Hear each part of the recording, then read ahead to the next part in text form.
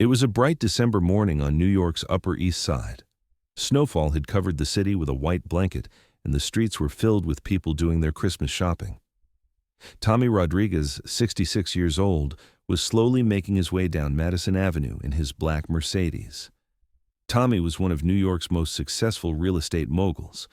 Rodriguez Properties owned some of Manhattan's most valuable buildings.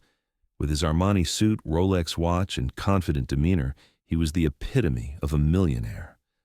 But Tommy's past held secrets that no one knew about. While stopped at a red light, he looked toward the park on his right. At the edge of Bryant Park, under the benches, several homeless people were trying to stay warm. Tommy saw this scene every day but never stopped. He thought other things were more important. But today was different. One of the men sitting on the bench, something seemed familiar. A man with long hair, disheveled beard, wearing an old military jacket. He appeared to be around 65 to 68 years old. Tommy pulled the car over. He didn't even know why he was doing it. There was just an instinctive urge. He got out of the car and walked toward that man despite the cold weather. The man was sitting on a piece of cardboard. He held a small cardboard cup with a few coins in it. When he looked up at Tommy, Tommy's heart stopped. That face, those eyes, 45 years had passed, but Tommy recognized those eyes. "Jake," Tommy whispered. "Jake Matthews?" The homeless man looked up. A light sparked in his tired eyes. "Tommy? Tommy Rodriguez?" Tommy couldn't believe his eyes. This couldn't be possible.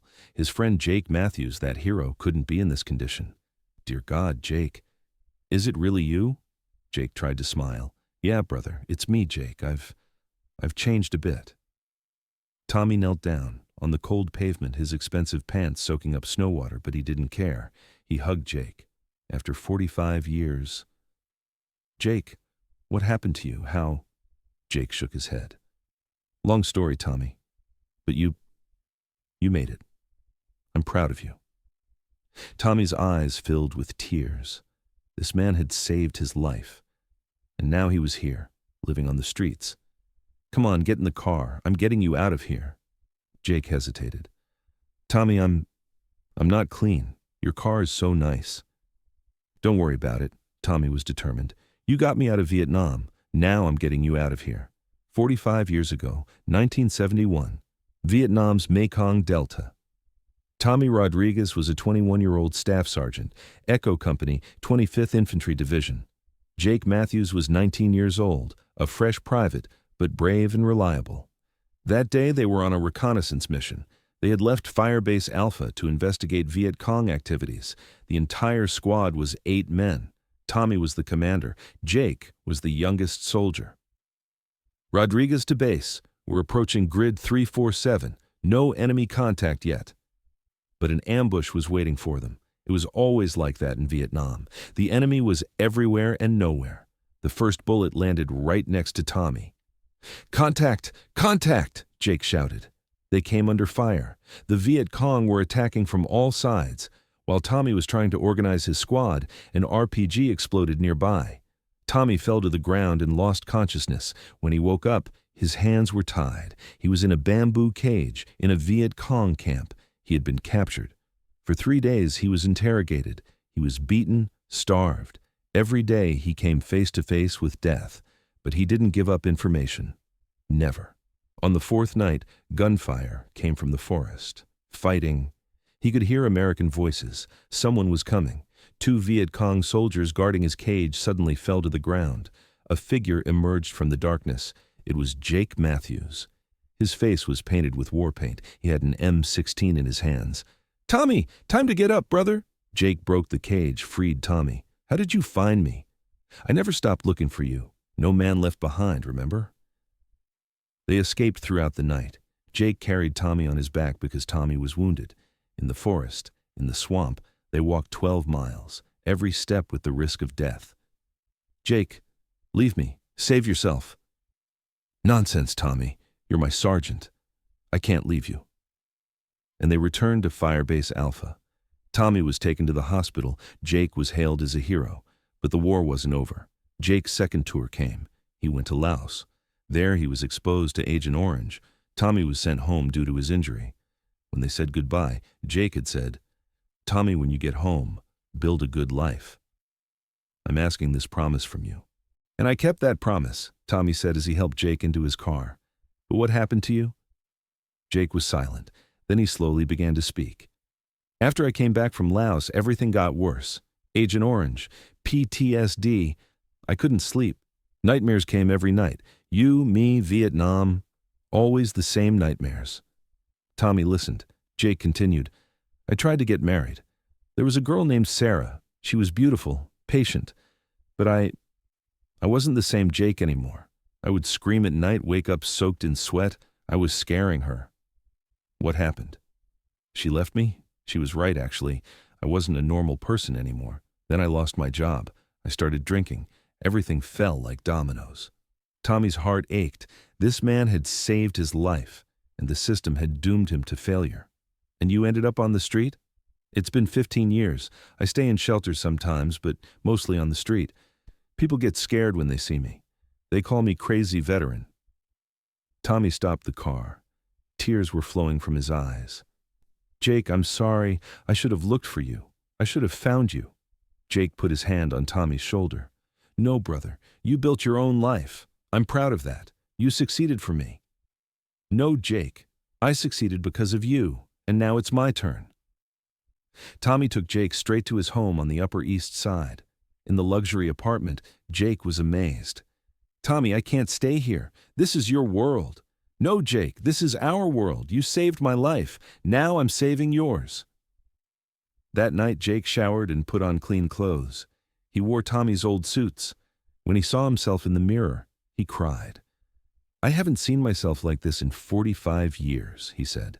"Jake, I'm asking you. Think carefully. What is your dream life?" Jake thought. "I don't know, Tommy. It's been so long. Maybe a small house, a garden, have a dog, quiet." "Okay, tomorrow we'll go on a tour." The next day, Tommy took Jake to small towns in Connecticut. Peaceful places, greenery, tranquility. "How about this?" he asked, showing a beautiful house. Jake couldn't believe his eyes. "Tommy, this is too expensive. Money isn't a problem for me. You're my brother." They bought the house, in Jake's name, completely Jake's. "Now it's time for treatment," Tommy said. "We'll find the best PTSD specialist. You're going to get better." Jake was crying. "Why, Tommy? Why are you doing this?" "Because you're my brother, and because it's the right thing to do." For 6 months, Jake received treatment. He was slowly getting better. His nightmares decreased. He started to smile again. Tommy visited him every week. They would eat together, talk about old times. "You know," Jake said one day, "I thought I saved you in Vietnam, but actually, you saved me in New York." We saved each other, Jake. That's how brotherhood works. A year later, Jake got his dog, a golden retriever named Goldie. He started growing vegetables in his garden. "Tommy," he said one day on the phone, "I'm at peace. For the first time in 45 years, I'm at peace." But Tommy's plans were bigger. Without telling Jake, he established a foundation for Vietnam veterans, Jake Matthews Foundation for Homeless Veterans. "What does this mean?" Jake asked when he saw the foundation's advertisement in the newspaper. "This means your name will be remembered forever. You're a hero, Jake, and heroes shouldn't be forgotten." The foundation grew. They helped hundreds of homeless veterans. They found them homes, treated them, rebuilt their lives. Jake became the foundation's spokesperson. He started speaking at conferences. "My name is Jake Matthews," he would say. "I'm a Vietnam veteran, and I can tell you that no veteran should live on the streets, because we're family." At every speech, Tommy would sit in the back row, feeling proud. 2 years later, Tommy and Jake went to Washington together, at the Vietnam Veterans Memorial. They stood in front of the wall. 58,000 names, friends who never came back. "We lived for them," Jake said. "We'll continue to live for them." Tommy nodded. "Echo Company, forever. Echo Company, forever." 5 years later, Jake's house had become a center. Veterans would come, chat, eat. Jake was mentoring other veterans. "Welcome to Jake's house," he would tell everyone. "This is your home, too." Tommy had now retired. He spent most of his time with the foundation. "You know, Jake," he said one day, "you saved me in Vietnam, but actually, you saved me again." "How?" "You gave meaning to my life. Making money, buying buildings, these were empty. But helping people, this is real." Jake smiled. Maybe we were created to save each other. Now they were both in their 70s. Every Veterans Day, they went to the memorial wall. Every Veterans Day, they held a big dinner at Jake's house. "You know," Jake said one day, "I was very scared that night when I went to save you." "Then why did you go?" "Because you were my sergeant. But more importantly, because you were my brother." Tommy put his hand on Jake's shoulder. "And you're my hero. You always will be." That evening, at the Foundation's annual meeting, Tommy gave a speech. "Jake Matthews saved my life twice, once in Vietnam, once in New York. But I realized something more important. He taught me the meaning of life. No one is left behind. No one left behind." The hall gave a standing ovation. Jake was crying. After the speech, Jake approached Tommy. "Tommy, thank you. Not just for the house, for life."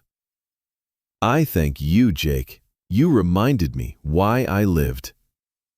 That night, they both sat at Jake's house, by the fireplace, drinking coffee. "Do you think Vietnam changed us?" Jake asked. "Yes," Tommy said, "but maybe in a good way. It made us brothers." Jake nodded. "Vietnam took a lot from us, but it also gave us something." "What?" "Each other." The fireplace was crackling. It was snowing outside, but inside it was warm, cozy. "Jake?" "Yeah?" "You'll never be alone on the streets again." "I know, brother, and you'll never be alone either." This story shows us that true friendship doesn't die with time. Jake Matthews didn't just save his friend that night. He showed what friendship, sacrifice, and never giving up meant. And Tommy Rodriguez, he wasn't just a businessman. He was a man who showed loyalty to a brother. No one left behind. No one is left behind. This isn't just a military saying. It's a way of life.